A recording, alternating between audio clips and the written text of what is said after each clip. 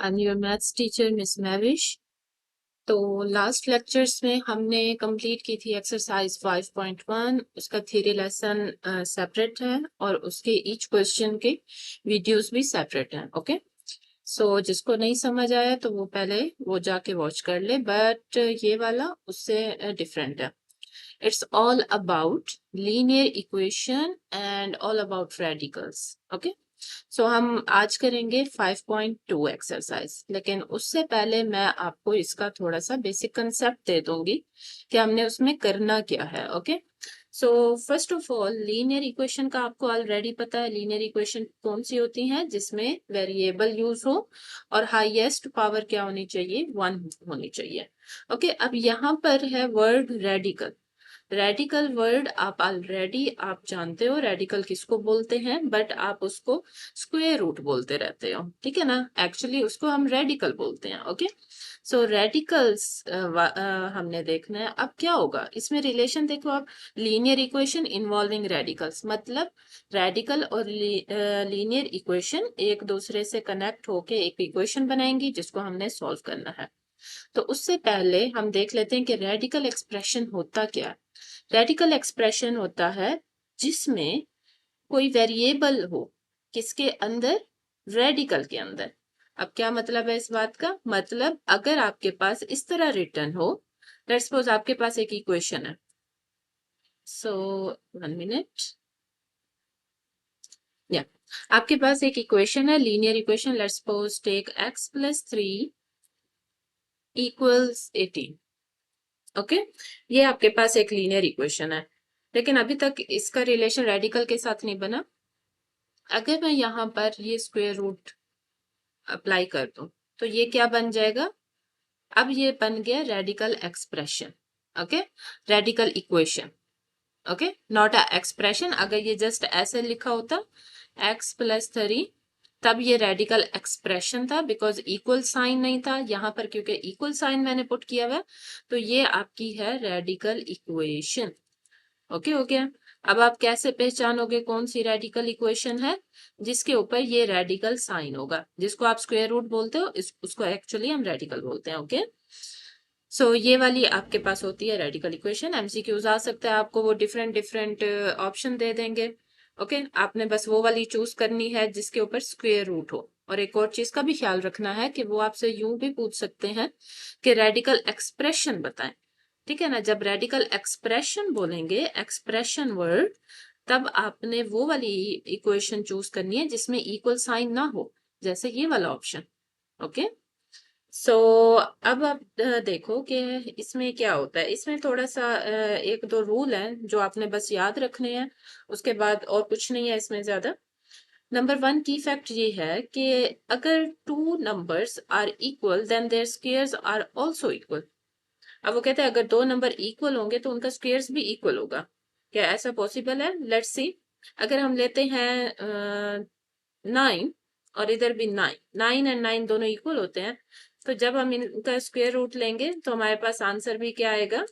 3 and 3 आएगा, right. So it's mean या it is correct.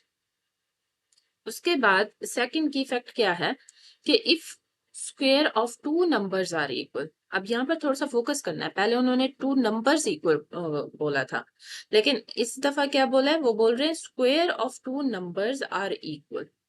Let's suppose यही same मैं ले लेती हूँ कि मैं इनका स्क्वायर ले लेती हूँ, जैसे कि -3 इसका स्क्वायर और 3 इसका स्क्वायर, ठीक है ना। अब दोनों को मैंने दोनों का स्क्वायर सेम सेम लिया। अब जब आप इसका अंडर रूट लोगे या रेडिकल लोगे तो वो किस में कन्वर्ट हो जाएगा? ऐसे जब करोगे आप, ये कैंसल, तो इधर क्या आ गया? -3 एंड 3 दोनों इक्वल तो नहीं है, राइट। अब जब वो दो नंबर इक्वल बोल रहे हैं तब आपने नंबर्स को इक्वल रखना है। ओके, जब वो दो स्क्वेयर्स इक्वल बोल रहे हैं तब आपने स्क्वेयर्स को इक्वल रखना है। अब आपने यूं नहीं सोचना कि 3 × 3 तो 9 होता है, तो फिर इधर भी 9। वैसे अगर हम इसको स्क्वायर रूट ना अप्लाई करें, जब सिर्फ स्क्वायर ले लें, तब तो ये ऐसे हो जाता है, इक्वल हो जाता है। तो टीचर ऐसे क्यों कर रही हैं?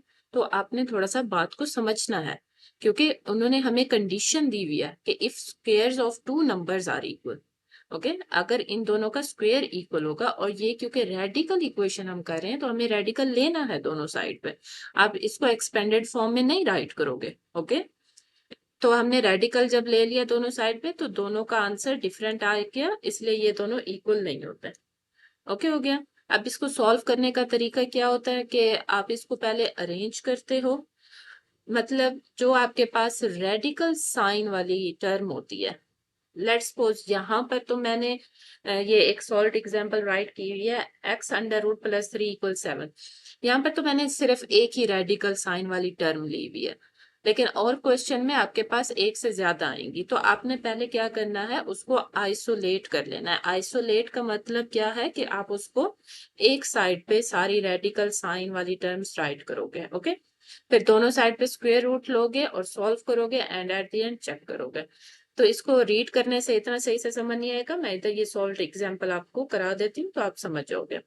अब फर्स्ट ऑफ ऑल क्या करना है, हमने रेडिकल साइन वाली टर्म को एक साइड पे रखना है। यहाँ पर है ही एक, तो हमें इसको एक साइड पे करने की जरूरत नहीं है, राइट, बिकॉज ये ऑलरेडी ही इधर है। एक मिनट, मैं जरा पेन चेंज कर लूं ताकि आपको सही से पता चले मैं सोल्यूशन राइट कर रही हूँ, ओके। सो यहाँ पर आप क्या करोगे, एक्स अंडर रूट वैसे का वैसे, अब 3 को आप उधर ट्रांसपोज कर दो ताकि ये वहां जाके 7 - 3 हो जाए, एंड 7 - 3 हमारे पास क्या होता है, 4। अब आप क्या करोगे, अब सेकंड ऑप्शन में उन्होंने क्या कहा था, square both sides of the equation, मतलब दोनों साइड पे अब हमने स्क्वेयर लेना है। हम स्क्वेयर क्यों ले रहे हैं, क्योंकि हमें चाहिए वेरिएबल की वैल्यू, और वेरिएबल की वैल्यू इनसाइड रेडिकल है, वो तब तक ब्रेक नहीं हो सकती जब तक हम स्क्वेयर नहीं लेंगे। ये हो गया कैंसिल, तो x की वैल्यू आ गई हमारे पास 16, ओके। देन थर्ड में उन्होंने क्या बोला था कि इसको सॉल्व करें, जो कि हमने कर लिया है, और फोर्थ स्टेप में उन्होंने बोला था चेक द सोल्यूशन।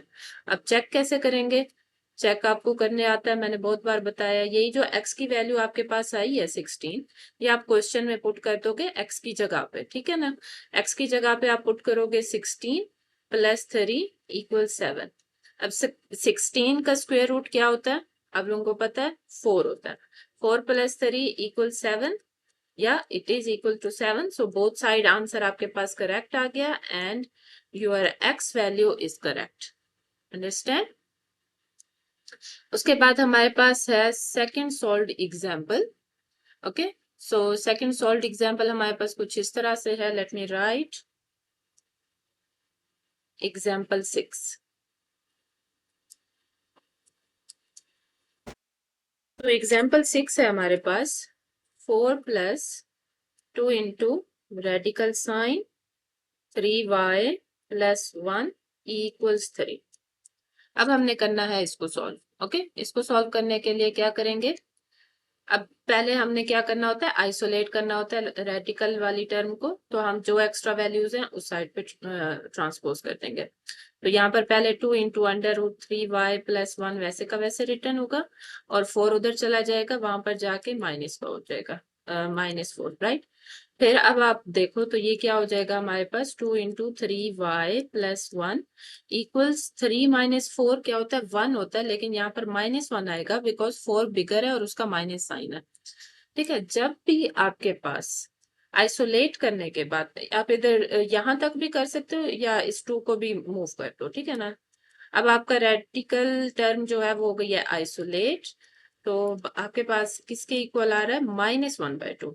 जब भी आपके पास माइनस आता है, ओके, तो आपको सॉल्व करने की ही जरूरत नहीं है, आप यहीं पर ही स्टॉप हो जाओगे, और आप बोलोगे कि इसका सोल्यूशन है नो सोल्यूशन, या एक्स्ट्रानीनियस सोल्यूशन इसको बोलते हैं, ओके। यहाँ पर ये इसका की फैक्ट रिटर्न है, तो ये आप इसको एक दफा देख लो, the equation in which after isolating the radical term, if radical term is equal to a negative number, such equation has no solution in real numbers. तो इसका अगर हम वो पूछें कि सोल्यूशन सेट क्या आएगा, तो आप राइट करोगे इसका सोल्यूशन सेट आएगा एम्प्टी सेट, ओके, और it has no solution, okay. तो आपने सॉल्व करने की जरूरत नहीं है, बस यहीं तक ही करके आपने लिख देना है नो सोल्यूशन। लेकिन यहाँ तक करना जरूर है, ठीक है, जस्ट ऐसे मेंटली करके नहीं कि नो सोल्यूशन बस जान छुड़वा दी। ओके, आपने यहाँ तक राइट करना है ताकि टीचर को सही से समझ आए कि आपने प्रॉपर मेथड किया। ओके, हो गया। अब नेक्स्ट अब हम स्टार्ट करते हैं एक्सरसाइज 5.2। बहुत ही इजी क्वेश्चन है, बहुत ज्यादा। मैं सारे क्वेश्चन सॉल्व कराऊंगी आप लोगों को। ओके, फोकस करके बैठना है आप लोगों ने। फर्स्ट क्वेश्चन, पहले आप स्टेटमेंट को अच्छे से रीड किया करो। ओके, देन आप सॉल्व किया करो।